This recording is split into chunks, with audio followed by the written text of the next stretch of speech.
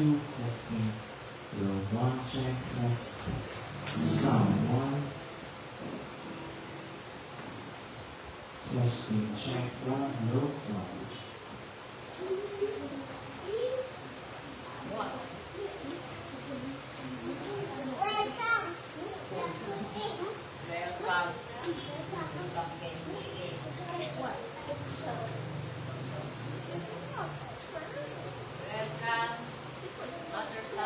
Check, load 1. Sound, testing, sound 1. Load, check, test 1. Testing, load. Sound 1, 2. Check, testing, load. Sound, test 1. Load, check. Testing, sound 1. Load. Testing, check. Load 1, 2.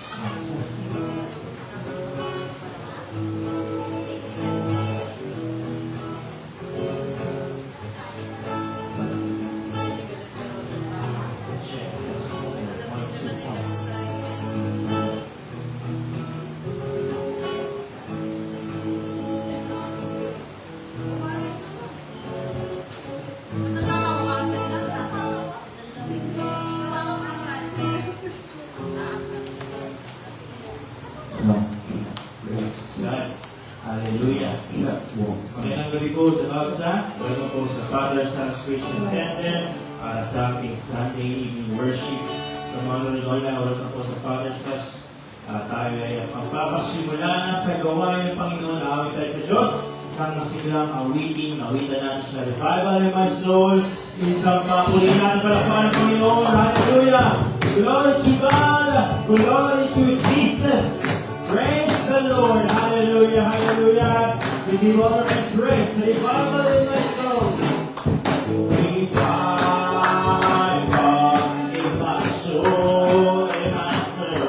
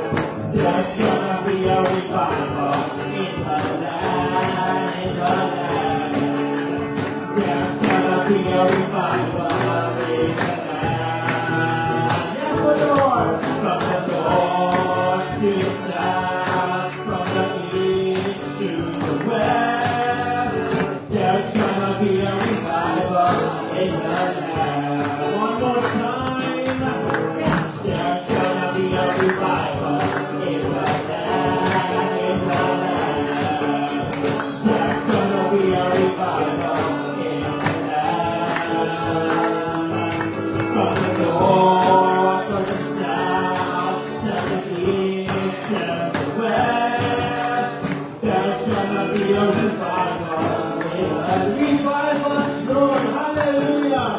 Revive us, Lord. Revive us, Lord. By your power and your grace. Revive us one more time. Revive us, Lord. Revive us, Lord. Holy Spirit, fill this place. Once again, revive us. Revive us, Lord. Revive us, Lord. By your power and your Ay, lahat ay sa tayo, revive us. revive us, Lord. Revive us, Lord. Holy Spirit, fill this place. O last time, revive us, Lord. Revive us, Lord. Revive us, Lord. By your power and your grace. Holy Spirit. Revive us, Lord. Revive us, Lord. Holy Spirit, fill this place. Give God the glory. Give God the glory. Give God one more time. Give God the glory. Yes, O Lord. Give God the glory. And He will give you. And He will give you. Yes, O Lord. And He will give you The victory. the victory. Once again, give God the glory. Give God the glory. Give God the honor. Give God the glory. One more time. Give God the glory. He will give. And He will give you. And He will give you Yes, O Lord. the victory. Say the blood of Jesus again. Say the blood of Jesus is against you. One more time. Yes, God. Say that the blood of Jesus is against you. Yes, O Lord. Say that the blood of Jesus is against you. And He will give you. And He will give you. And He will give you The victory. the victory. For the last time, say the blood. Say that the blood of Jesus is against you. Yes, O Lord. Say that the blood of Jesus is against you. For the last time. Say that the blood of Jesus is against you. And He will give you power. And He will give you. Yes, O Lord. And He will give you the victory. And He will give you one more time. And He will give you. And He will give you The victory. the victory. Para sa kanya ng Panginoon. Praise the Lord. Glory to God. Ang inyong Diyos. Purihin ang Panginoon sa kastasan. Panginoon, hallelujah. Salamat o Diyos.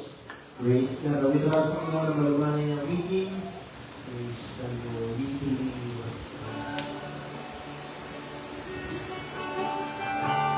Panginoon Diyos, salamat. Panginoon. And it's coming. Sa papuri natin para sa mga Panginoon ng inyong Diyos, purihin mo ang lahat sa ang Panginoon. Praise the Lord. Glory to God. Glory to Jesus. You are holy. You are almighty. You are Panginoon.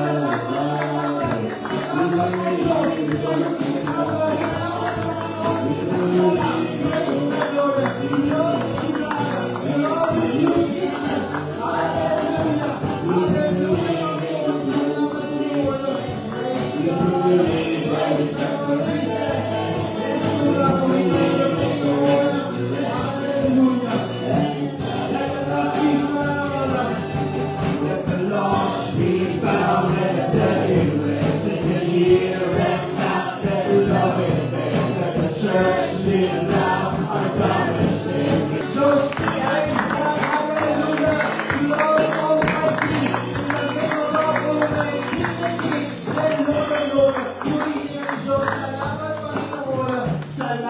God. Praise the Lord. Hallelujah. Salamat, Panginoon. Para sa ating announcement, ating worship schedule, meron po tayong padalangin araw-araw from Monday hanggang Sunday, ating morning devotion, morning prayer at ang ating Sunday school 9 a.m. sa pag-aaral, pagtuturo ng salita ng Panginoon, ating Sunday morning ay 10 a.m. at ang ating Sunday evening 6:30 p.m. At meron din po tayong gawain every Wednesday ng ating evening service 6:30 p.m. ng gabi din. At pagdalangin natin ng ating bansa, ating Pangulo, President Ferdinand Bongbong Marcos, ang ating natin, mga government officials, dalangin natin ang magkaroon ng kaligtasan, magkaroon ng salita ng Diyos sa kanilang mga buhay, at pagkaintin at dalangin din natin ang bayang Antipolo. Sama din natin mag-pray ang ating mga leaders international, Pastor Greg Mitchell, Pastor Jessica, Pastor Joe Campbell, at din ating national leader, Pastor Boyd Isipida, at kami nga mga regional leaders natin, Pastor Frank Benaventura, Pastor Nalo Bucar, Pastor Ernie Rente, Pastor Charlie Carrias, Pastor Yel Seville, at ang ating mga iglesia, Pastor Rico Herrera. Dalangin natin ang kalakasan, kalusugan, kasiglahan, kanapangatawan ng ating mga pastor, kasama din ang kanilang may bahay, at ang kanilang ministeryo sa kanilang mga lugar, at mga kasakupan nila. Ating pag-pray din ang ating mga fellow Baclaran Brother Churches, Pastor Gerson Valbuena, Pastor Noel Torres, Pastor Richard Isa, Pastor Vincent Xavier, Pastor Marcio Villago, Pastor Bong Canjosa, Pastor Junay China,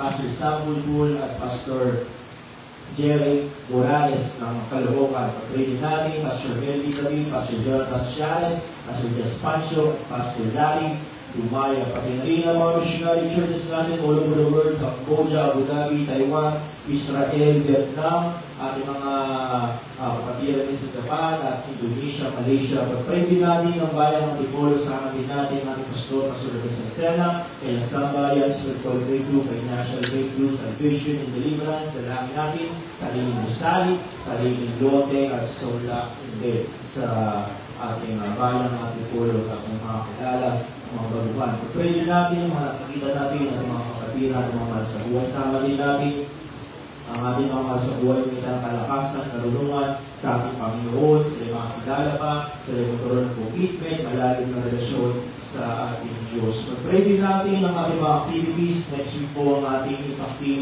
dito sa ating Antipolo City, March 21. At meron din po tayong prayer and fasting at tayo makabahagi sa March 30, March 31, at ang ating Harvest of Homecoming sa Baclaran, April 2-4, at ang buwan ng Mayo, ang ating International Bible Conference sa Metro Manila. Pag-pray natin ang kagabutayan ng ating Panginoon at bago tayo lumako sa salita ng Diyos sa pagbibigay, tayo mananalangin sa mga tayong kapatid. Brother Atong, bago tayo mananalangin sa patas pa natin ang kamay ng Panginoon, tuwing para sa natin ng Diyos. Glory to God, glory, hallelujah. We give honor and praise to the Lord, King of Kings. Hallelujah.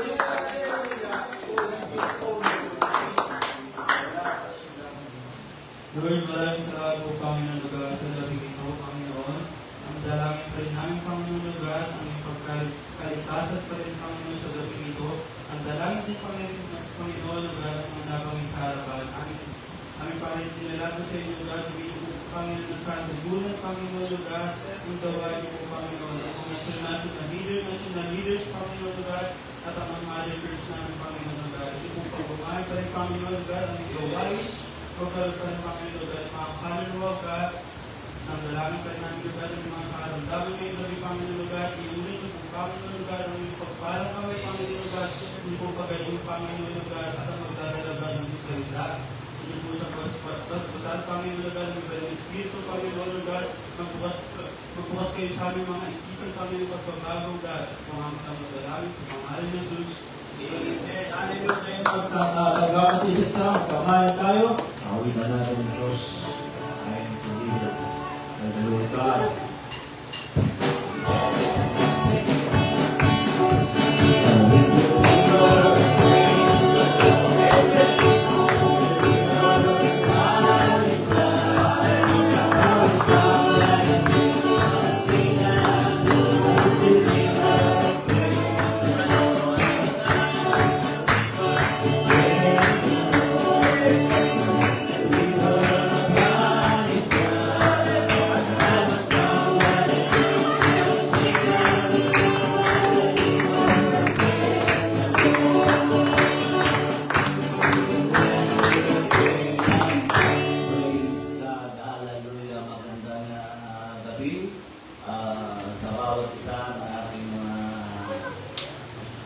kapatid sa Panginoon, may naaring mga anak sa Panginoon.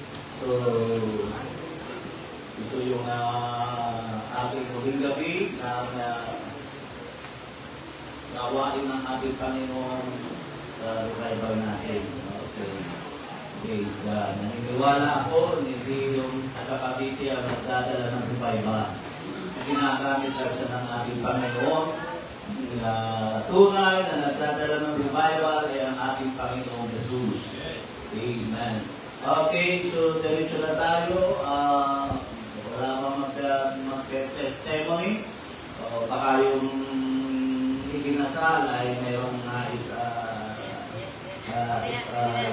ipahayag kung ano yung nararamdaman nila para mag-inspirasyon sa mga papasok sa buhay mag-asawa. Meron ba? Ha? Hindi para ready. Okay. Hindi pa rin kung ano lang. Kung nag-uumapaw lang ang samsamin. Ito, pakinggan natin ito na isang ano. Ang taong ito na nakita ko. Hindi ba dito mga nais ko lang po yung salamat sa Panginoon na share ko niyo. I'm very grateful po ako sa Lord kasi yung nakita ko na nakakagawa sila ng kabahayan sa Lord, which is sobrang tayo ito pinag-pray yung nag-side of me. Iyak ako, alam niyo na mamaya pinatatanggal ko sila. Pinatatanggal ko sila at iniiyak ko sa Lord na sabi ko sa Lord, alam ng Diyos to, sabi ko sa Lord, Lord, hindi ako papayag na matatapos yung taon na pinala. Hanggang dito lang sila. Gusto ko hindi lang ako igamitin. Gusto ko, pagdating na tayo, sabi ko nga sa akin, pagdating na tayo, gusto ko, well, isa sa inyo na kapilit sa akin at madodoblehan yung gagawin ko, yung ginagawa ko na hindi ako magagaling pag may mas magaling sa akin.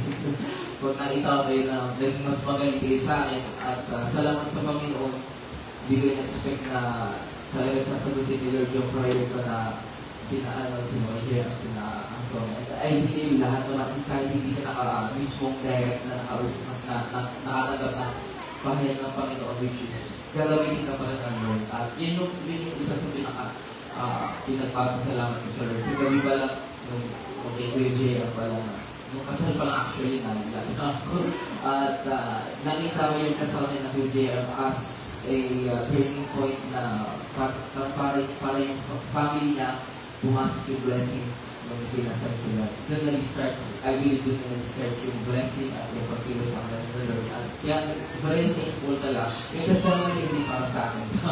Para sa ibang tao. Kasi ayun talaga yung puso ko. Dahil sila Raymart at yung kanina. Kaya umiyak talaga ako kasi sabi ni Pastor.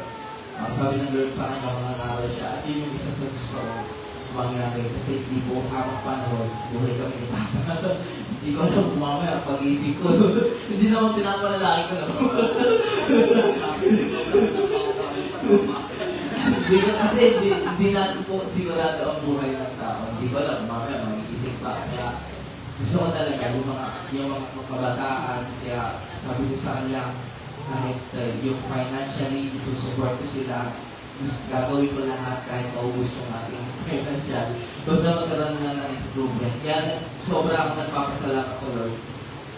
Within these 2 days, sinagot ni Lord yung aking prayer. Yun lamang po, patuloy po natin ipanalangin ng bawat isa at patuloy po tayo maglingkod, huwag po tayo magsawa sa pagtitiwala sa ating Panginoon dahil meron pong ginagawa ang Panginoon at may nangyayari na.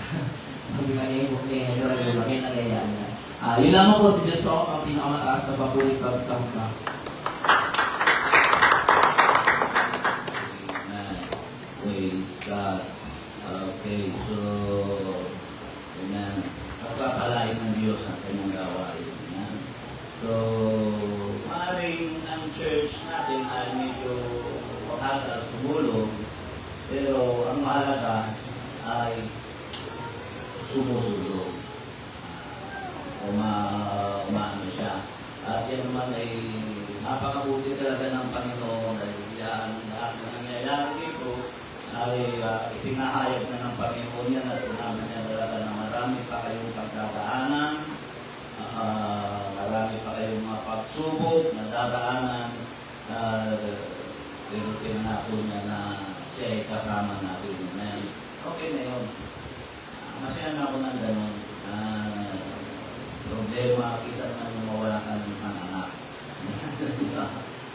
Ang tao ay kanya-kanyang ang tao ay mayroong kanya-kanya na papil sa buhay, mayroong siyang kanya-kanya, sabi nga ng Bible, hindi ka susubukin ng Panginoon na higit sa iyong kakayanan.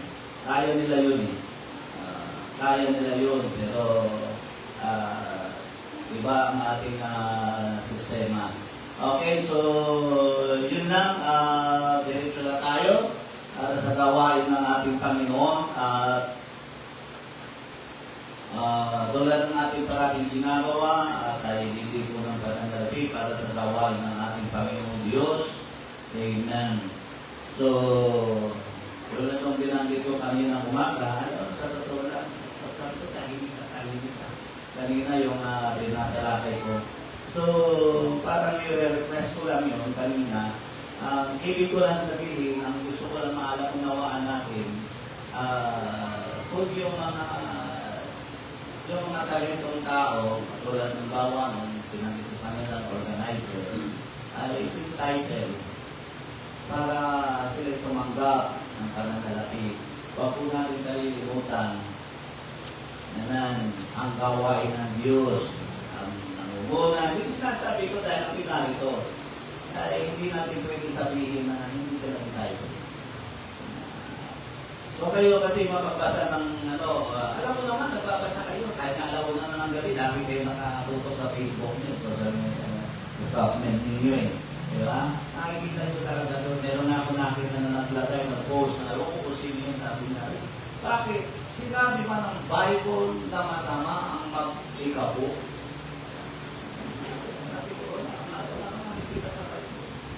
Kasi tinutulig sayang, unang-una ng mga ang dating doon, ang dating daan. Tinutulig sa nila yan. Ang mga pastor daw ay mga mamimera, pera-pera lamang. Baka matatotoo lang, ay meron naman talaga ganun.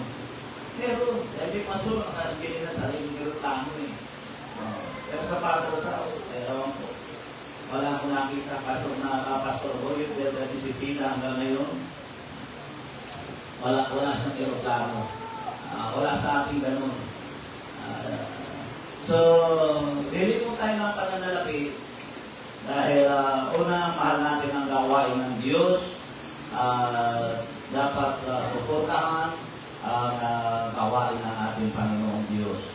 Yan ang dapat natin maunawaan. Tulad ng ating sinabi, yung ating natutunan kanina, ang blessing, ang pagpapala, o pag-aaralan mo ang Bible, binabayaran. Aniwala kayo sa English. Ang pagpapala, binabayaran. Sino naniwala doon? Walang makakain eh, hindi ko gumagawa, hindi mo babayaran eh. Biblical yan, sinabi ng Bible, di ba? Kayo'y kakain sa patak ng inyong mga pawis. Diba? Yun ang sabi ko. Kaya yun na yun. Kaya sabi nga, walang blessing, walang pagpapala na hindi binabayaran. Lahat yan. Walang libre. Lahat yan, binabayaran yan. So, patuloy lang tayo at maunawaan natin ang lahat ng kalooban ng ating Panginoong Diyos. At ako'y naniniwala, nasunang bigat ko sa asawa pa. Mawawalan na to kami ni Papa. Kung wala mo kami ni Papa, kasama ka. Ang layo ng apat, edad mo sa akin. Kaya gagawin ng Diyos sa buhay ninyo. Ako'y naniniwala, panalangin natin ang gawain ng ating Panginoon. Amen. Praise God. Hallelujah. Okay, hindi ko tayo ng pananalapi para sa gawain ng ating Panginoon Diyos. Praise God. Hawakan ko si Ronel para tayo pamunahan dito. Praise God. Tayo manalangin sa Panginoon, dakila at tapat na Diyos na may likha ng langit at ng lupa. Ang dalangin ko po ipagkalain mo ang iyong mga anak. Bless mo ang kanilang buhay. at ikaw ang pumanapo ng lahat ng kanilang pangangailangan at ilang Diyos. Tulungan mo po ang bawat isa, maranasan nila, ma-experience nila ang lahat ng mga bagay na ayon sa kalooban mo, God. Maraming pong salamat, Panginoon, sa pangalan ni Jesus. Amen. Praise God. Hallelujah. So, minsan pa, makita natin ang Panginoong Diyos. The time to be happy is now. Praise to be happy is you. The praise to be happy is to make others happy. To God. Time to be happy is now. Praise to be happy is you. Praise to be happy is to make others happy. To God.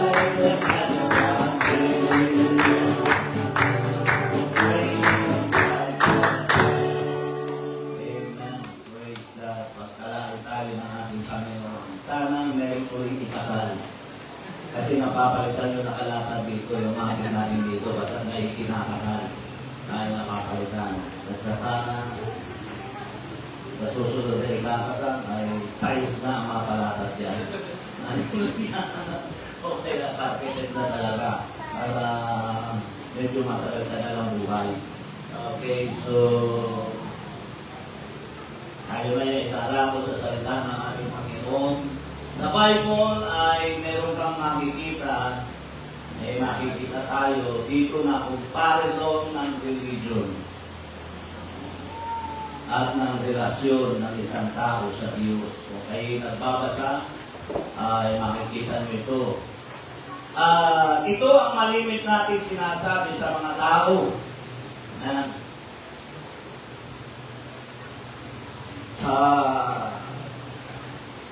pag tayo ay lumalabas, narinig natin nababanggit ang mga katagang ito na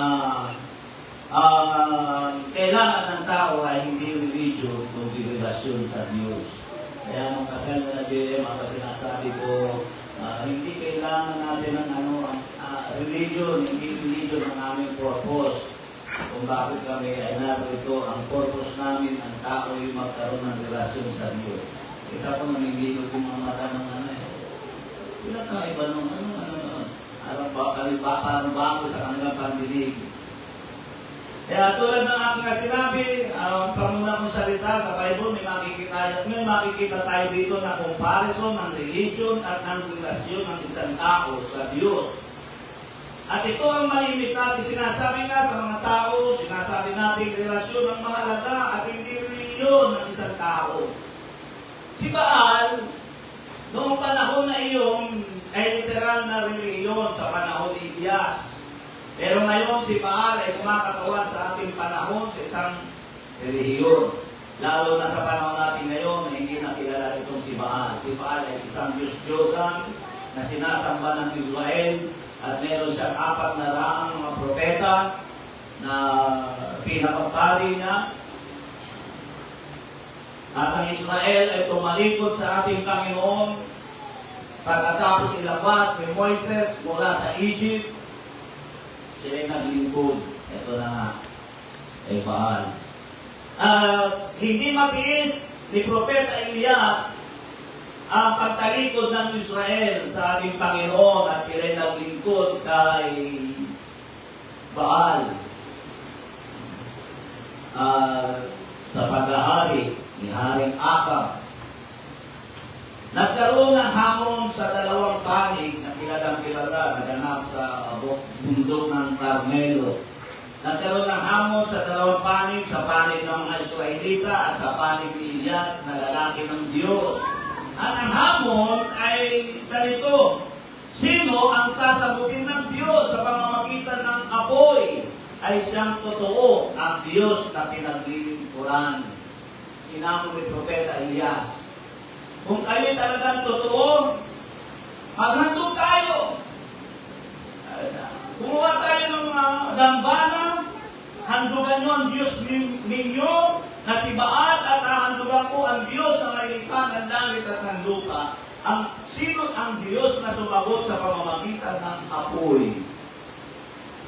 Bumaba para sunugin yung handog. Ngayon ang Diyos ang totoo. Diyos, sabi na, lagyan nyo ng handog, ng baka, yung pag sila nag-handog, may baka doon. Pinapatay nila yung baka, inilalatad nila yung katawan nila doon sa ginawa nila dampana. Sabi niya, huwag yung lalagyan ng apoy. Kundi ang apoy ay manggagaling sa itaas. Diyos ang maglalagay ng apoy. At ang Diyos na gumawa noon ay siya ang Diyos na totoo. Kaya makikita mo doon naglalaban ang religion. Ito na nga, si Baal na Diyos-Diyosan at ang isang propeta ng Diyos na nagpapahayag na ang kailangan ng tao ay pakikipagrelasyon sa Diyos. Sino nakabasa noon? Sino may background doon? Minsan kasi magbasa kayo ng Bible. At ito na ipilutan natin nyo. Okay, 1 Kings chapter 18 verse 21. Ganito sinabi, at si Elias ay lumapit sa buong bayan at nagsabi, hanggang kailan kayo mga kaalinlangan sa dalawang isipan? Kung ang Panginoon ay Diyos, sumunod kayo sa Kanya, ngunit kung si Baal ay sumunod nga kayo sa Kanya, at ang bayan ay hindi sumagot sa Kanya kahit isang salita. Sa 22, nang magkami yung sinabi ni Elias sa bayan, ako lamang ang naiwang propeta ng Panginoon. Ngunit ang mga propeta ni Baal ay 450 lalaki, 450. Bigyan nga nila tayo ng 2 baka at pumili sila sa ganang kanila ng 1 baka at katayin at ilagay sa ibabaw ng kahoy at huwag lagyan ng apoy sa ilalim at ihahanda ko ang 1 baka at ilalagay ko sa kahoy at hindi ko lalagyan ng apoy sa ilalim at tawagan ninyo ang pangalan ng inyong Diyos at tatawagan ko ang pangalan ng Panginoon at ang Diyos na sumagot sa pamamagitan ng apoy ay siyang magiging Diyos at ang buong bayan ay sumagot at nagsabi, mabuti ang pagkakasabi. Sikat ng panahon na yun, si Baal. Parang yung Black Nazarene ng Quiapo. Milyong nabibighati ang puso ni Propeta Elias dahil sa maling pagkahumaling ng Israel sa maling Diyos-Diyosan. Kaya hinamon niya, amen, ang bansang Israel at sabi ng bansang Israel, mabuti, mainam ang pagkakasabi. Yung nasabi ko, tayo mo na manalangin at tila tapat na Diyos, hinihingi ko po na pagpalain mo ang iyong salita. Ito pong aking dalangin, O God, ipagpasamahan mo ang salita mo na pinagkaloob mo sa iyong lingkod, O God. Marami pong salamat, Panginoon, sa pangalan ni Jesus. Amen. Praise God. So, sa madaling salita, ang Diyos na sasagot, siya ang totoong Diyos. Yun ang ako eh. Kung sino yung sasagot? Lagyan nyo na. Huwag yung lalagyan ng apoy. Tumalangin kayo sa Diyos ninyo. At dadalangin ako sa Diyos ko.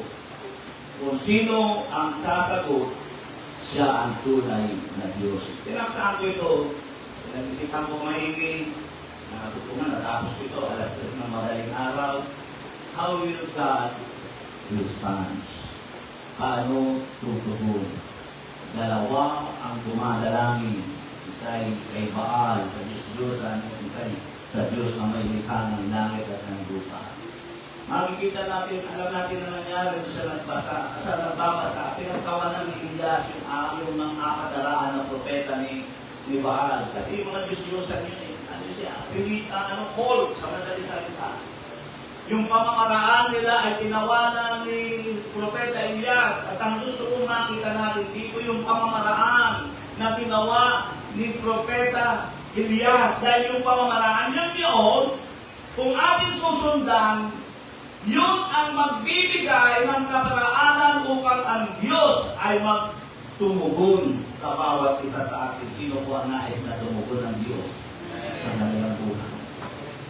Natulad ng kagabi, pag-usap Pastora Mars, pag-usap na si Napapansin ko iba-ibang tawag na kaya minsan may ato, minsan may atoy. Sabi na mayroon kang hinihiling sa Panginoon. Yung sinasabi sa inyo, tinatandaan ko yun. Hindi nyo na, tinatandaan ko yun. Baka kayo hindi nyo tinatandaan. Pero ako yung itinapahayag sa inyo, tinatandaan ko yun. Mayroon po yung pamamaraan. Alam mo, lahat tayo ay mayroong hinihiling. May pamamaraan po yan. Una, na dapat muna natin maunawaan, kilalanin mo na ang Diyos ni Elias na sumagot at nagpababa ng apoy mula sa langit ay Diyos na nagpapahalaga sa kaayusan. Yun, huwag natin kalilimutan. Ang Diyos na pinaglilingkuran natin ay Diyos na nagpapahalaga sa kaayusan. So, anong ibig sabihin? Mahalaga sa ating Diyos ang kaayusan. Pag ang sinabi kaayusan, naandyan na lahat yan. Maging sa pananamit, maging sa estilo, maging sa pag-uugali, andyan na lahat yan. Dito natin makikita ang mainit nating sinasabi na ang kailangan ay relasyon sa Diyos at hindi reliyon. At hindi makikita natin dito sa ating pinag-uusapan dahil kalimitan, ang reliyon ay hindi nagpapahalaga sa kaayusan. Kung sumasakayon doon. Ang reliyon, makikilala mo sila dahil hindi sila nagpapahalaga sa kaayusan. Tanong, tayo ay mayroong mahigit 300 religion na nakarehistro sa sect. Bakit hindi maramdaman ang kaayusan sa bansa natin kung ang 300 na religion na ito? Bakit ang bansa pa rin natin ay walang kaayusan? Lagi nasa top 10 na pinakakurap na bansa. Nung discipleship namin ni Pastor sa Baklaran, nabanggit ni Pastor Rico, kasi Pastor Rico, gigil dito, napupunan lang, gigil siya sa kanya. Ang Pilipinas daw ay pumapangatlo sa buong mundo sa pinakamaraming nag-a-access sa porno sa internet. Pero yung nagkalatlo tayo, Pilipinas. Pangunahing suki sa porno. Kaya sabi niya, baka meron sa inyo yan. May access kayo. Meron kayong slot doon. Yan ang sabi niya, pero Pilipinas. Pero tayo tinaboy ang reliyosong bansa. Bakit ang tao pumapasok sa relihiyon para ba maayos ang buhay o para lang masabi na siya may pagkakilala din naman sa Diyos? Bakit pumapasok ang tao sa simbahan, pumasok na sa bungero, lumalabas ka sa bungero pa rin? Yun ang ibig ko sabihin, wala kaayusan. Dahil yun doon mo na makikilala, makita mo yun sa mga tagasunod ibaan. Ang kulto, ang religion mapupuna mo yan, hindi sila nagpapahalaga sa kaayusan. Kaya tulad ng sinabi ko, pumasok sila ng sugarol sa simbahan, lalabas sila ng sugarol pa rin. Isa lang, ibig sabihin nun, siya ay nag-religion, hindi para sa kaayusan. Kung sa ikabubuti, kundi para lang hindi siya katulad ng tao, na siya ay wala man lamang takot sa Diyos. O pwedeng sabihin, para mabawasan ang sumbat ng konsensya niya sa puso niya o sa budhin niya. At bakit naman mayroong tao, tama ang napapakinggan, sermon, tama ang kapulungan, kinabibilangan, pero bibihira siyang tumalo. Ano ang kailang? Iisa lang ang alam kong sagot dyan. Hindi siya interesado sa kaayusan o sa pagbabago sa buhay niya. Amen po ba? Kasi kung interesado ang tao sa pagbabago, o kung interesado siya sa kaayusan, malakayag sa katakutan niya ang kaayusan. Yan ang dapat natin maunawaan.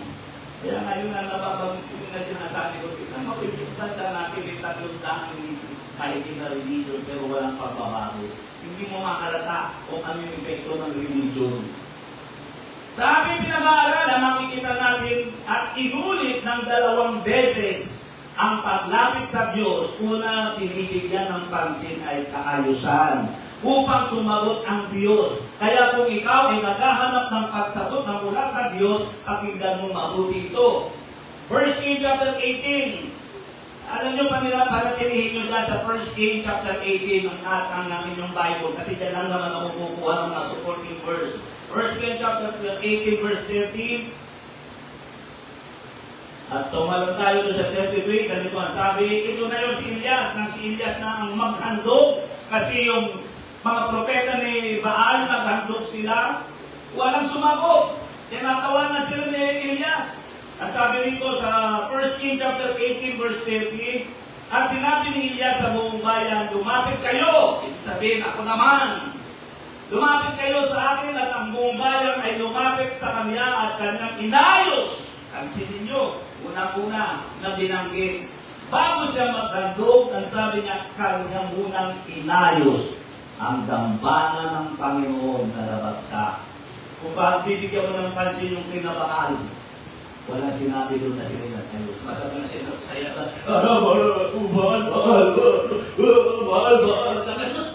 basahin nyo doon nung makikita yun. Pero ang ginawa ni Propeta Elias, inayos ang dambana. Dalawang beses binanggit sa verse 33. Ang sabi nito, sa verse 33, napakaganda nila tayo, ang sabi diyan, at kanyang inilagay ang kahoy na maayos. Dalawang beses na inulit, bago siya tumawag sa Panginoon.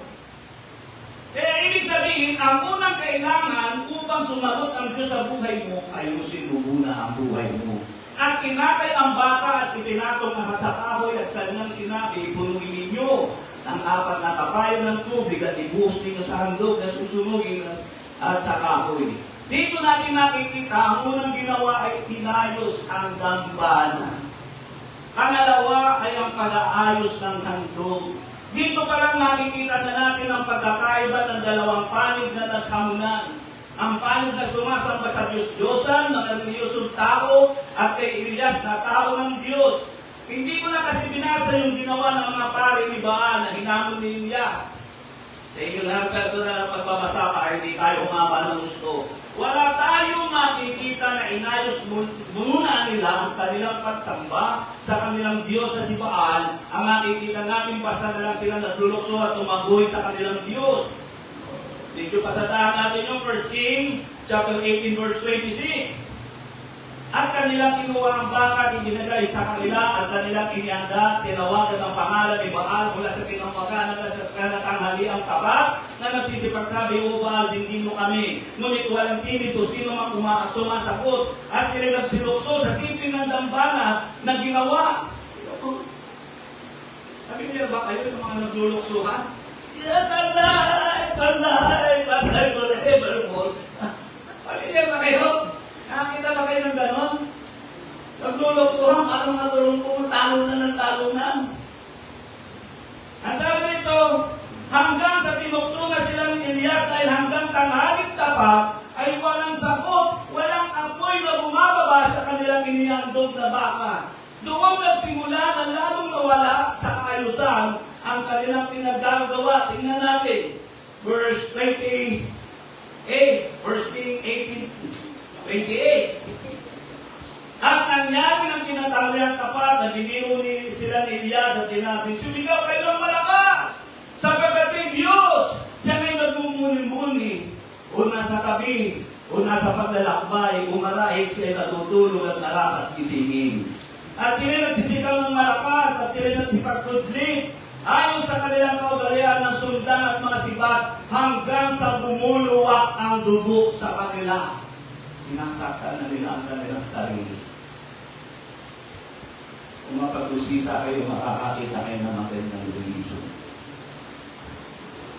Ito ang pagkakatilanlan ng religion. Hindi nagpapahalaga sa kaayusan. Pero si Elias, ang una niyang ginawa bago siya tumawag sa Diyos, Inayos muna niya ang dambana at inayos ang handog at kagamitan nito, binuhusan ng tubig at saka pala tumawag sa Diyos. Ito ang utos ng Diyos kung pagkipakita siya ay Diyos ng kaayusan. Kaya ang tao ay dapat pahalagahan ang kaayusan sa kanilang buhay upang ang Diyos ay tumugon sa kanyang mga tao. Kaya kung pag-aaralan mo ito, ang ginagawa natin dito sa church, inaayos natin ang relasyon ng mga tao sa church. Hinahamon ang tao na magpakasal. Totoo yan.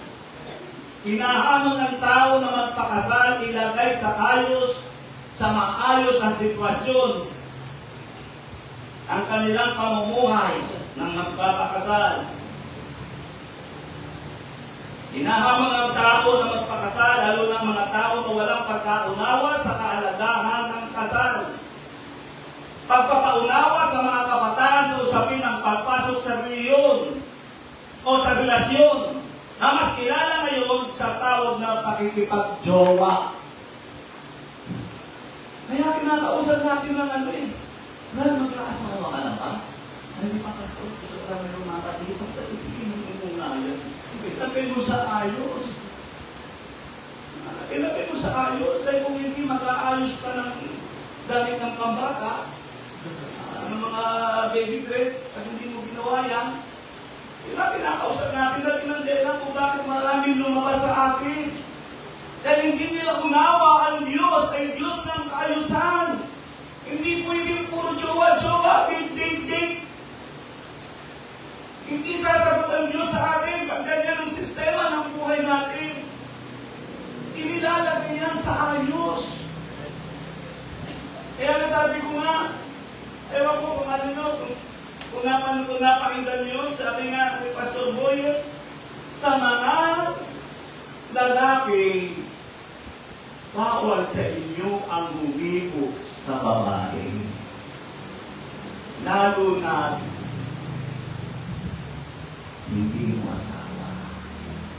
Kasi sabi nga, ang balat ng babae ang hangganan ng babae. Huwag mo yung isasabihin. Huwag mo yung hahawakan. Maliban na lamang kung asawa mo yan. Kasi sabi mo, Pastor Rico Herrera, 10,000 books yan. Pag nahawakan mo yan, ang mga narin, saan mo yung panibig? Pasok mo na naman.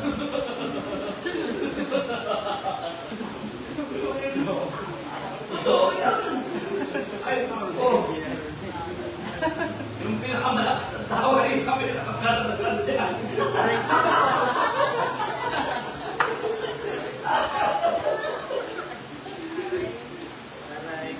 Ayan, inaayos natin yun. At sa totoo lang, ito pinagmamalaki ko sa Father's house. Dito nabuksan ang aking puso at isipan. Ayan mga kapatid, hindi kayo nagkamali ng lugar na inyong pinuntahan. Kaya kasabi ko nga, ang layunin ng church na ito ay hindi para maging religyoso ang buong Antipolo. Ang layunin ng church na ito ay bibigyan ng tamang relasyon ng tao sa Diyos. Dahil relasyon ang kailangan ng tao, hindi religion. Dahil sa religion, hindi nagpapahalaga sa kaayusan. Sa religion, kahit 10 years old pa lamang, pwede na mag-jowa. Totoo yan. Ngayon, pag-usapan naman natin ang pangalawang dahilan bago sumagot ang Panginoon. Pag-usapan natin naman yung tinatawag na dahilan ng pagsagot ng Diyos na sanhin ang pagbaba ng apoy. Una, ang Diyos ay Diyos ng kaayusan. Pangalawa, kung walang handog, walang aayusin. Iyon ang huwag niyong kalilimutan. Kaya yung iba, hindi inaayos ang buhay nila, hindi naman kasi nila inihahandog eh. Ang inayos ni Elias, yung handog. Kaya may mga disciple, Kaya ayaw nila ng kaayusan, kaya ayaw naman nila ihandog yung sarili nila eh. Pupunta lang sila doon para makijami. Ha?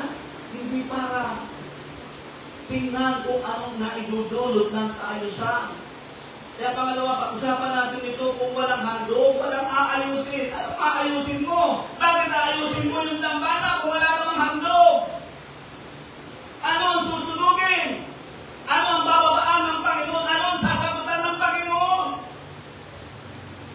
Kapatid, napakalaga ng handog at marami ang ibig sabihin ng handog. Ano ang inihandog? Ang inihandog mo minsan. Kung bakit walang sagot ang Diyos ay hindi natin inaayos ang ating buhay at paano mo aayos? Hindi wala ka pa namang inihandog. Ang paghahandog sa Diyos ay pagbibigay ng halaga. Yung po yung kalilimutan. Basta tinag-usapan ng handog, may halaga yan. Wala pong handog na walang halaga. Yan pa mga ngayon. Alam mo ba kamambakan ng panahon na yun? Yung panahon natin ngayon, ito yung kanilang pamamaraan. Kung hindi pinalitan ni Kristo yung buhay na, dahil siya na yung naging handog, kaya hindi na ginagawa yung panahon nila na pumapatay ng baka, ay walang makakapaghandog. Pagka ng baka ngayon, kung wala kang 40 mil siguro, 50, hindi naman ako. Eh, pamasahe ka na lang, ang hirap na hirap na lang bumastos, hindi yung magdadala ka pa ng baka, naniyahan ko. Dahil lalo ka lang hindi nakadalo. Kaya ang pagkahandog sa Diyos ay pagbibigay ng halaga kaya walang aayusin dahil walang nakalakad na handog. Kaya kailangan mayroong handog. Alam mo kung mayroong kang handog sa Diyos, lalo na't malaki ang halaga at talagang aayusin mo ang buhay mo. Alam mo minsan kung bakit may mga tao hindi inaayos ang buhay nila dahil wala naman silang ganyan. Ano aayusin ko? Kapag ang bisikleta na binili mo, pinag-ipunan mo, inaayos mo yan, kuskus mo natin. Pero kung hiram mo yan, hindi mo yan naayos. Sakay ka lang sa akin. Tama ba? Kaya ang tunay, kalimitan sa loob ng church, ang tunay na nag-aayos ng buhay, yun ang tatawis. Yun ang kulay yan. Yung may pinipitawang halaga.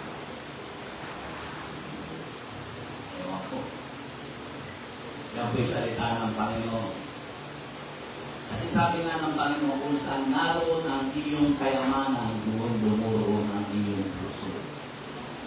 Si Cornelio,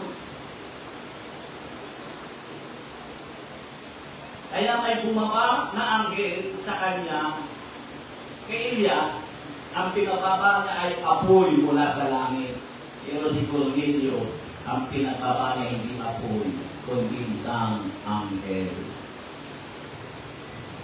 Si Cornelio, kaya may bumaba na anghel sa kanya dahil meron siyang halaga na ginawa at ang sabing araw-araw niyang ginagawa. Acts chapter 10 verse 1 to 4. Kasi ito sabi ng Aklat ng mga Gawa chapter 10 verse 1 to 4. At may isang lalaki nga sa Cesarea na nagngangalang Cornelio, sintoryon ng pulutong na tinatawag na pulutong Italiano, isang tao masipag sa kapangalan at pagkatakutin sa Diyos, siya at ang buong sambahayan at naglilimos ng marami sa mga tao at laging nananalangin sa Diyos. Nakita niyang maliwanag sa isang pangitain na may oras na ikasiyaan ng araw na pumapasok na patungo sa kanya ang isang anghel ng Diyos at nagsabi sa kanya, Cornelio. At siya sa pagtitig niya sa kanya at sa pagtatakot niya ay nagsabi, ano ito, Panginoon? At sinabi niya sa kanya, ang mga panalangin mo, ang iyong mga pagkilimos ay napailanglang na isang alaala sa harapan ng Diyos. Ano sabi? At sabi si Cornelio ay isang taong masipag sa kabanalan, matatakutin sa Diyos at siya at ang buo niyang sambahayan at parating nagbibigay at nananalangin sa Diyos. Hindi niya magagawa lahat ng ito kung hindi niya inaayos ang kanyang buhay at ang sambahayan. Ang pinakamaganda dito kay Cornelio ay iyong sinabi nakita niyang maliwanag sa kanyang pangitain. Ang anghel ay bumaba, pumasok sa kanyang tahanan. Alam mo kung bakit wala kang makitang pangitain? Bagkus pangit, tain ang nangyayari sa iyo. Puro pangit ang nakikita mo. Una, wala kang inihahandog, wala ka rin inaayos sa iyong buhay. Ang ibig sabihin ng pangitain, kasabutan yan ng Diyos. Ano sabi? Ang iyong mga ginagawa, ang iyong mga handog ay pumailang lang na isang masarap na samyo sa Panginoon. Kaya si gumawa. Ang anghel ay bumaba, kaya pag tama at nasa ayos ang buhay natin at mayroon tayong handog na ginagawa sa harapan ng ating Panginoon, mayroong bababa. Magkakaroon ka ng pangitain. Kaya ang ibig sabihin ng pangitain, kasabutan yan ng Diyos sa ating buhay. Kaya ang taong walang pangitain, walang pagkilos ng Diyos at walang katugunan ng Diyos sa kanilang buhay. Amen? Pero mga likod ng Panginoon. Amen? Punong-puno ng pangitain. Ang pangitain ni Pastor Mar Soriano. Gagamitin kayo ng ating Panginoon. Tayo, pinakikita ba tayong pangitain? Kung ano mangyayari sa buhay nyo, nararamdaman nyo na ba ngayon? Alam nyo yun, itong katayo ang ito, wala ka kong asawa. Nakikita ko na ito, nakaupo ko sa ganyan. Si Mama ang makapagpapatunay niya. Even first date namin, sinabi ko, dinala ko siya doon sa malawak na plaza doon sa amin, yung pinaka-tawag doon, yung pinaka-dara ko siya ng mga events doon, sa plaza namin, nakaupo ako, tapos na kami doon, siguro mga alas 7 na lang. Sabi ko sa kanya, alam mo yung darating ang panahon, tatayo ako sa pulpito niyo at mangangaral ako ng salita ng Diyos. Alam ko tatangin mga matatawag ko. At bakit? Gagamitin ko. Sasama ka ba? Ay, kung yun ang gusto mo, hindi sasama. Gusto talaga naman safe sumama. At sabi ko, meron ka na bang nakikita ang pangitain? Kapag wala ka nakikita ang pangitain, sabihin ko sa iyo, sanyan ang hindi mo inaayos ang iyong buhay at sanyan na wala kang inihahandog sa Diyos. Yan ang totoo niyan. Pangatlo, at di pa ako magtatapos, ang pagbuhos ng tubig sa handog. Napasa niyo ba yung teksto natin? Ang sabi ko doon, punuin niyo yung 4 na tapayan ng tubig at ipagbubuhos ng ibuhos niyo sa handog hanggang sa malunod yung handog. Yung kay Baal, wala na ng tubig, hindi pa dumaba. Gusto kong bigyan ng pansin yung tubig, ang pagbuhos ng tubig. Anong ibig sabihin mo? Pinakita niya talaga, napaka-imposible. Kaya talong, yung propeta na 450 na propeta ni Baal, talagang langgab ang panga. May bumaba ng apoy dyan, napakahirap na sunugin. Lumog na lumog sa tubig. Anong ibig sabihin nun? At ang gumawa nun, alam mo kung sino nagutos kay Elias? Ang Diyos. At nais ko muna bigyan ng pansin, ang tubig ay walang pag-aalinlangan na simbolo ng salita ng Diyos. Sapagkat ang tubig ay pangunahing kahalagahan, ito ay paglilinis. Tulad na sinabi ng Ephesians chapter 5 verse 26, upang kanyang kakabanalin ito nang nilinis sa pamamagitan ng paghuhugas ng tubig na may salita. Minsan ang tubig ay namumusak din sa napakahalagang bagay sa buhay. Kaya sinabi ni Jesus sa John chapter 4 verse 13 to 14, sumagot si Jesus at sinabi sa kanya, ang bawat umiinom ng tubig na ito'y muling mabubuhaw. Datapwat ang sino mang uminom ng tubig na sa kanya aking ibibigay ay hindi mauuhaw magpakailanman. Ngunit ang tubig na sa kanya aking ibibigay ay magiging isang balon ng tubig na pupukan sa kabuhayan walang hanggan. Hindi namumusak sa kanyang salita.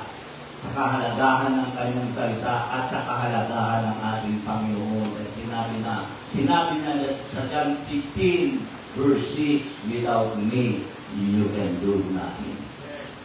Pero maraming hindi naniniwala yan.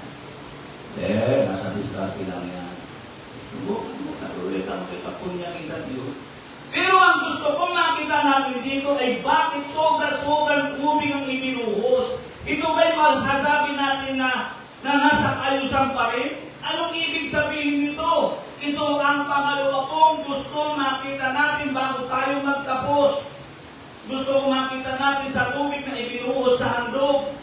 Basahin muna natin 1 Kings chapter 18 verse 35. At ang tubig ay umagos sa palibot ng dambana at kanyang pinuno naman ng tubig ang bukay. Yung dambana, bukod sa binasa na tubig, hinukayan pa, nilagay niya ng palibot at tinistakan pa niya ng tubig para lunod na lunod yung handog. Sa 33, at kanyang inilagay ang kahoy na maayos. Ang unang ipinakita dito sa akin ng Panginoon at pinatay ang baka at ipinatong sa kahoy at kanyang sinabi, punuin ninyo ang 4 na kapayo ng tubig at ibuhos dito sa handog na susunugin at sa kahoy at kanyang sinabi, gawin ninyong ikalawa. Kanilang ginawang ikalawa at kanyang sinabi, gawin ninyong ikatlo. Tatlong buhos na at kanilang ginawang ikatlo. At ang tubig ay umagos sa palibot ng dambana at kanyang pinununan ng tubig ang bukay. Kung ilalarawan natin ito, ang handog ay sobrang pasang-basa. Babad na baba. At napalibutan ng bukay na puno ng tubig. Ano nakikita natin dito sa larawang ito? Ang nakikita ko dito, ang handog ay babad na babad sa tubig. Ang punto ko dito, ang pagbababad sa salita ng Diyos na larawan ng tubig ay hindi pwedeng sabihin kawalan ng kaayusan. Na magkagayoy, ang apoy ng Panginoon ay nilaglag, 1 Kings chapter 18 verse 38, na magkagayoy ng apoy ng Panginoon ay nilaglag at sinupok ang handog na susunugin at ang kahoy at ang bato at ang kalabok ay hinimulan ang tubig na nasa hukay. Ang tubig ay nagmisto ng gasolina na nagpaalat ng apoy sa handog. Paano ito ipapaliwanag ng mga tao ng isipan pag dumalo ng isang beses sa isang buwan, sapat na? O isang beses sa isang linggo ay sapat na? Ang dumalo ka ng linggo ng umaga, tapos babalik ka pa ng gabi, tapos uulitin mo pa ng Wednesday, tapos mayroong pang tinatawag na Jubilee, aba, ay wala ka ng kaayusan yan. Pabigat na yan sa buhay, malaking pasanin sa budget. Sabi nun nila, dito nila sinasabi, lalampas ka na yan sa langit. Di ba? Sabi ni Pastor Amars, hindi ba lumampas ka doon, huwag ka lang doon sa ilalim, lumampas. Impihan mo yun, sigurado. Di ba? Kapag kung tayo naniniwala na salita ng Diyos ay tubig, dapat tayong magbabad sa salita ng Diyos. Amen? Kaya ang pagbababad sa salita ng Diyos, kahit sabihin pa natin araw-araw, hindi yan masasabing walang kaayusan. Dahil ginawa yan sa Book of Acts. At ang sabi mo, walang sino man sa kanila ang nasalat at naghimaos. Basahin mo. Acts chapter 2. Yun ang ipinapakita doon ng Panginoon, magbabad kayo sa aking salita. Ang salita ay tubig. Magbabad kayo. Yun ang ipinapakita rito. Kapag kayo nagbababad, ang apoy mula sa langit ay bumababa at sinusupok, tinutugon ang ating mga pananalangin. Paano ka tutugunin ng Panginoon sa iba ka nagbababad sa Facebook? Sa porno. Saan ka nagpapabad? Saan mo ibinababad ang buhay mo? Dahil ang buhay mo ang handog. Inaayos mo ba ang buhay mo? Ibinababad mo ba sa salita ng Diyos? Ang pagbababad sa salita ng Diyos, uulitin ko, hindi yan nasasabing walang kaayusan. Sila lang ang nagsasabi na walang kaayusan. Aba, hindi tayo mapaghanap buhay niya. Kita mo dito. Sa totoo lang, napaka-imposible yun.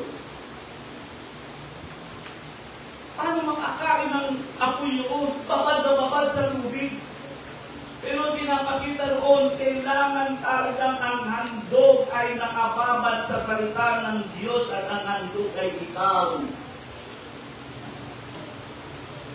Sinong tao ang nagsawa sa tubig? Mayroon bang taong nagsawa sa tubig? Wala. Pero may natin busa ka. Di ba? Walang tao. Kahit uminom ka pa ng uminom ng mga coke, mga inuwi na ito, hanapin mo pa rin ng tubig. Hindi ka mabubuhay na walang tubig. Yan ang salita ng Diyos. Kaya ang sinasabi ng Panginoon. Sa John chapter 4 verse 14, datapwat ang sino mang umiinom ng tubig na sa kanya'y aking ibibigay, hindi mauuha o magpakailanman. Ngunit ang tubig na sa kanya'y aking ibibigay ay magiging isang balon ng tubig na bumubukas sa kabuhayan walang hanggan. Hindi sasagot ang Diyos malibang ikaw ay babad sa tubig o salita ng Diyos. Magbabad ka sa presensya ng Diyos, hindi sa presensya ng sakmet. Lahat ng usapin sa buhay ng mga artista, kabisado mo, pero yung sa 12 alagad ng Panginoon, minsan di mo kilala kahit si Judas. Hindi sasagot ng Diyos malibang ikaw ay babad sa tubig o sa salita ng Diyos. Ang apoy ay kasagutan ng Diyos. Walang apoy kung walang pagbababad na nagaganap. Ang taong dry na dry, tuyong-tuyo ay hindi pwedeng umasa na ang Diyos ay sasagot sa iyong buhay. Kung hindi ka ng magkilos, gusto mo pagpalain ka ng Diyos, pero ang espiritual na buhay mo, ang iyong buhay ay tuyong-tuyo. Isama mo yung tuyo na nabibili sa tindahan, masarap yun. Pero hindi yun. Dry bones. Pero umaasa ka ng himala sa Diyos. Ang ipinakita dito ay kaisipan ng tao ay parating baliktad sa kaisipan ng Diyos. Sa tao, imposible ang isang bagay na babad sa tubig ay hihimulan ng apoy. Pero sa Diyos ay hindi ganon. Ang taong babad sa kalooban ng Diyos, kalooban ng Diyos ang ipinakikita dito dahil siya ang nag-utos na basahin ng gusto ang handog. Laging baliktad ang mentalidad ng tao sa isipan ng Diyos. Magbabad ka sa salita ng Diyos. Nilupo natin ang ating mga ulo. Meron ulitin ko, walang kasagutan sa pagiging dry. Walang kasagutan sa pagiging tuyo. Gusto natin bumaba, sumagot ang Panginoon sa atin. Una, inaayos mo ba ang iyong sarili, ang iyong handog? Ito ang huwag natin kalilimutan. Praise the name of Jesus. Hallelujah. Ayon natin tumayo, awitan natin ang Panginoon.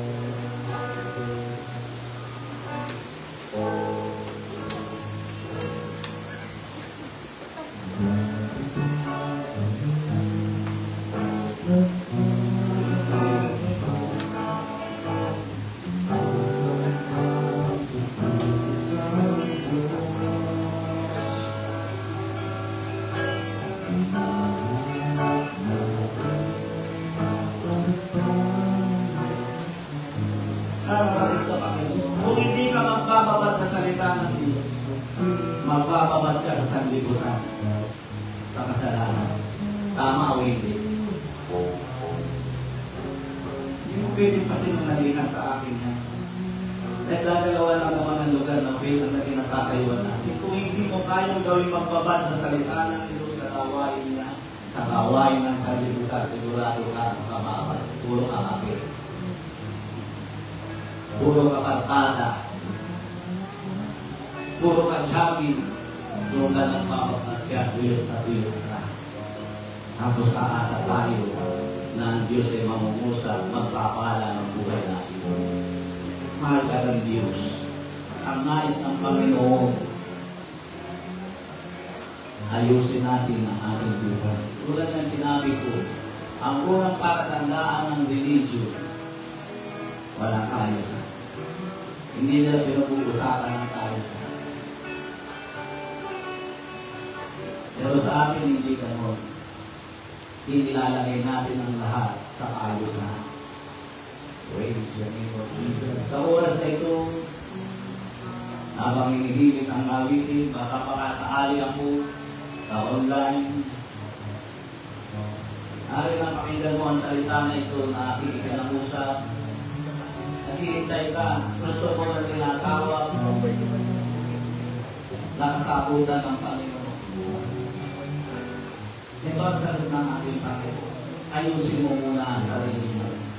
Kung nais mo na tumugon ang Diyos sa buhay. Ayusin mo muna yung iniyahan mo at ibabal mo muna sa tubig.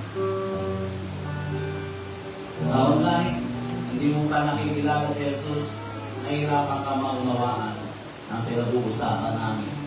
Pero sa pamilya sigurado, kailangan mong tanggapin si Jesus bilang Panginoon at tagapagligtas ng iyong buhay.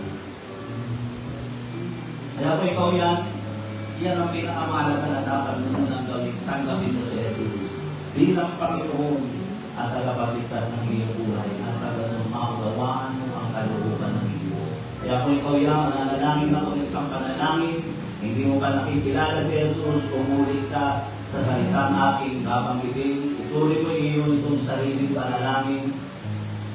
Sumunod ka, Panginoon, sa oras na ito, inaamin ko po, ang buhay ko'y wala sa ayusan. Namumuhay ako sa kasalanan. Subalit naunawaan ko, kailangan ko ng iyong presensya at kasabutan.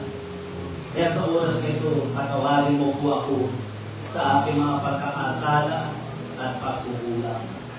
Hinihingi ko po, Panginoon, patawarin mo ako sa kasalanan. At sa oras na ito, nagpasya ako, natanggapin ka bilang aking Panginoon at tagapagligtas ng aking buhay.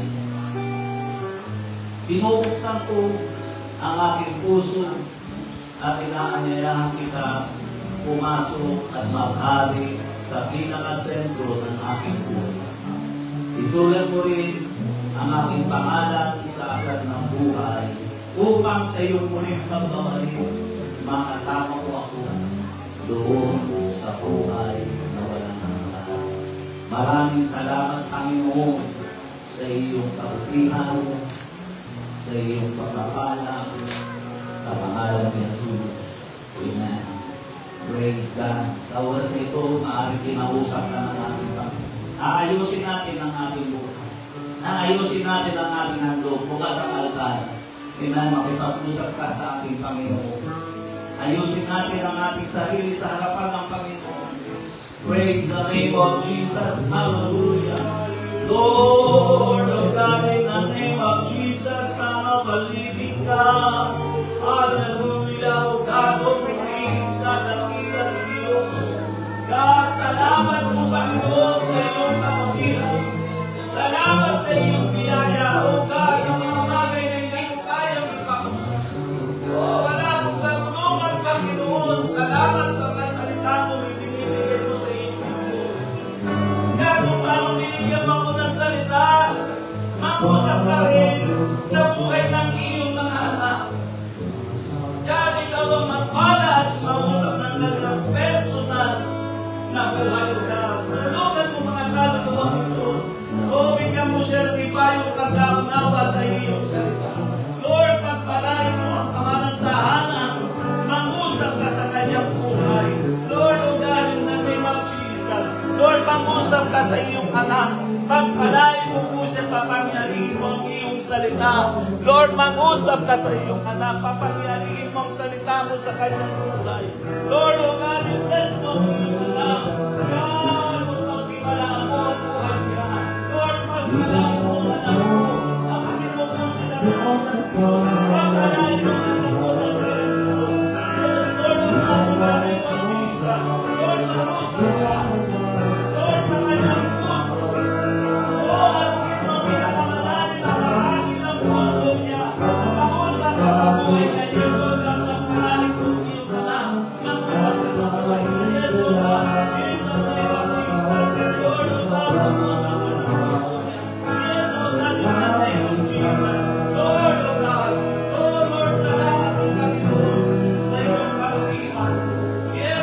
Praise the name of Jesus. Kahit natin tumayo, pakita natin ang Panginoon. Yes, Lord, grabe, Jesus. Praise the name of Jesus.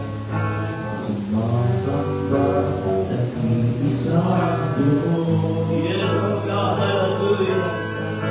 Hinahanap namin Praise the kahit name of parang Jesus. gumagawa. Sumasamo sa iyong Panginoon. Yes, Lord God, hallelujah. At sa himig na hain ng aming dalangin, kami nagpapawid. Ibaras mo sa amin ang iyong kapangyarihan. Ibaras mo sa amin ang iyong alwalhatian. Hanggang ang aming kaluluwa'y mapuspos ng lulusang sa aming dalangin ay umababa sa langit na Thank you, Jesus. Thank you, Lord. latira. Yes, amen. May paranas po sa Ibaras mo sa amin ang iyong kapangyarihan. Ibaras mo sa amin ang iyong alwalhatian. Hanggang ang aming buhay mapuspos ng lulusang at sa aming kalangitan ay bumaba ang kalangitan. Nagdira ang iyong ngalan. Yes, minsan pa, ulihin natin pasalamat.